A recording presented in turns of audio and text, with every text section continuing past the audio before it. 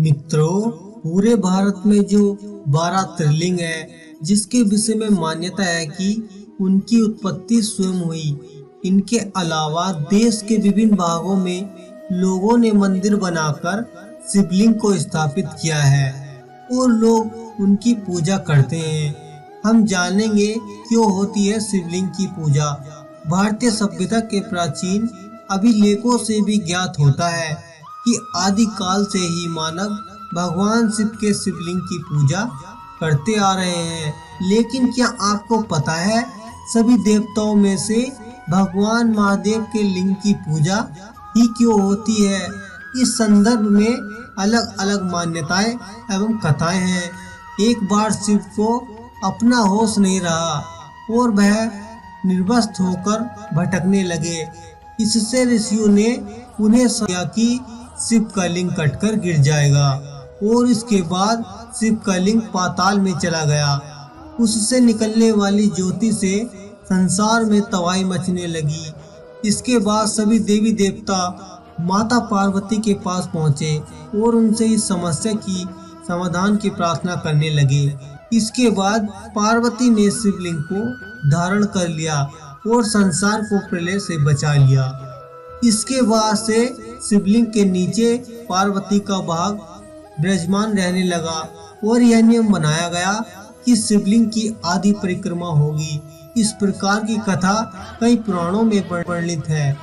शिव पुराण में शिवलिंग की पूजा का जो तथ्य मिलता है वो इस कथा से अलग तथ्य है।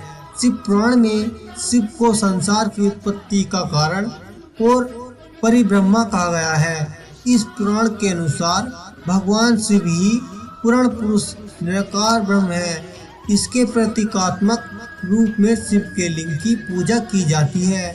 भगवान शिव ने विष्णु और ब्रह्मा के बीच श्रेष्ठता को लेकर हुए विवाद को सुलझाने के लिए एक दिव्य लिंग प्रकट किया था। इस दिव्य लिंग का आदि और अंत ढूंढते हुए ब्रह्मा और विष्णु को शिव के परम ब्रह्मा स्वरूप का ज्ञात हुआ। इसी समय से शिव के परम ब्रह्मा मानते हुए लिंग की पूजा आरंभ हुई। हड़प्पा और मोहनजोदड़ो की खुदाई से पत्थर के लिंग और योनि मिले। एक मूर्ति ऐसी मिली जिसके गर्भ से पौधा निकला हुआ दिखाया गया है। यह प्रमाण है कि आरंभ सभ्यता के लोग प्रकृति के पूजक थे कि संसार की उत्पत्ति लिंग और योनि से हुई है। इस परंपरा से लिंग की पूजा चल पड़ी। सभ्यता के आरंभ में लोगों का जीवन पशु और प्रकृति पर निर्भर था, इसलिए वो पशुओं के संरक्षक पशुपति देवता के रूप में पशुपति की पूजा करते थे। संध्या सभ्यता से प्राप्त एक सील पत्थर पर 3 मुंह वाले पुरुष को दिखाया गया है जिसके आसपास कई पशु हैं। इससे भगवान शिव का पशुपति रूप माना जाता है।